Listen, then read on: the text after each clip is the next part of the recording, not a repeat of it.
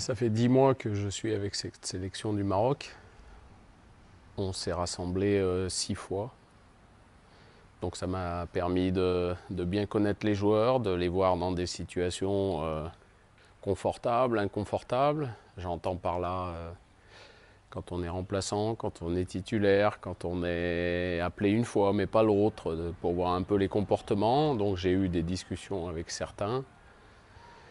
Et puis quand on se qualifie pour une Coupe d'Afrique, eh ben, les critères sont simples, c'est qu'il faut avoir du temps de jeu dans son club, le plus possible bien sûr, et puis répondre à la règle numéro 1, je serais tenté de dire, c'est-à-dire avoir un état d'esprit pour le collectif.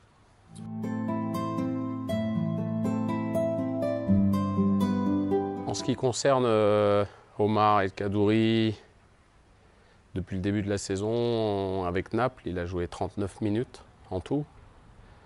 Ça fait quelques semaines qu'il ne rentre même plus, donc c'est difficile. Même pour lui, c'est une situation très difficile parce que c'est un joueur avec plein de qualités, mais qui s'est mis dans une situation difficile.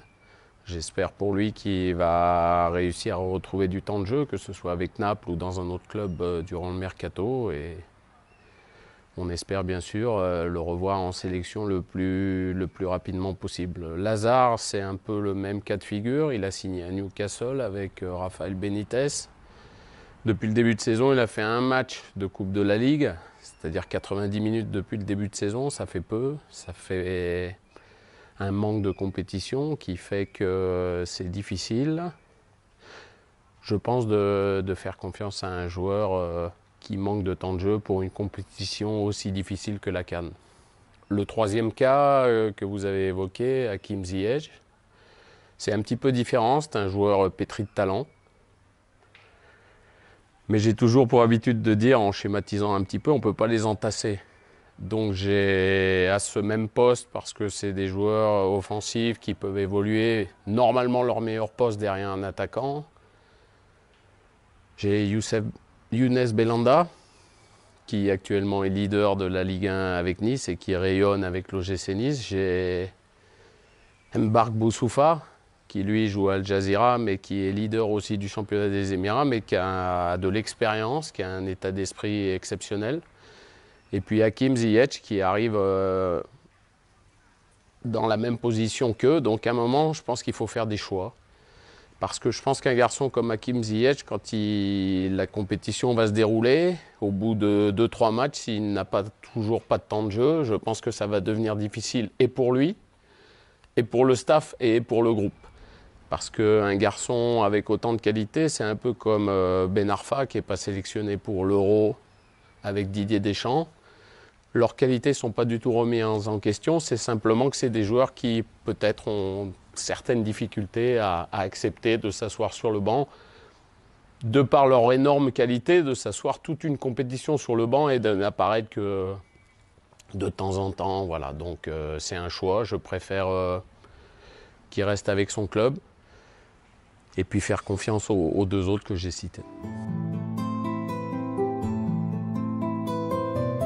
J'espère, puisque c'est dans quelques jours, que je vais disputer ma 6e Coupe d'Afrique, qui plus est consécutive, et j'ai eu la chance de me préparer 2 fois aux Émirats Arabes Unis. Ça a plutôt, dans l'ensemble, assez souri, puisque j'y suis allé avec le Ghana en tant qu'adjoint de Claude Leroy. On a fini sur le podium à la 3e place. Et puis pour l'édition 2015, juste avant cette édition, avec la Côte d'Ivoire, on était à Abu Dhabi, donc ça s'est plutôt bien passé.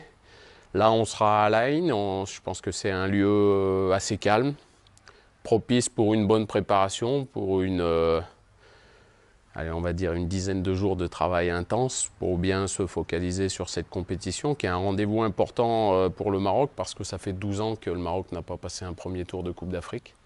Et notre objectif en commun, c'est absolument de se qualifier dans un premier temps pour ces quarts de finale. C'est l'objectif numéro 1. Il faut le remplir, on n'a pas d'autre alternative.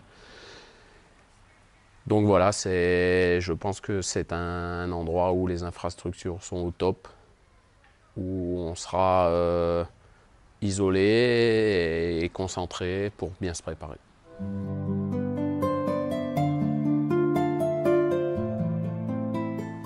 Je serais tenté de dire que les équipes qui sont aux Émirats comme nous sont des équipes qui sont des adversaires potentiels et des adversaires assez forts potentiellement, puisqu'il y aura la Côte d'Ivoire et d'autres. Donc je préfère qu'on joue contre des équipes hors de la zone Afrique, qu'on puisse se préparer. Il y a des automatismes. Alors vous allez me dire, oui, il y a des images, l'adversaire peut... Oui, aujourd'hui, en 2016, 2017, tous les adversaires peuvent avoir toutes les images qu'ils désirent. Mais je pense que c'est bien de ne pas donner trop d'indications à nos adversaires. Il y aura des coups de pied arrêtés qui seront travaillés. Donc voilà, ça permet de se concentrer un petit peu sur nous-mêmes. Et les deux adversaires qu'on a choisis, l'Iran, qui est un adversaire de très très bonne qualité, avec M. Queiroz comme sélectionneur de l'équipe d'Iran, ancien sélectionneur de l'équipe du Portugal.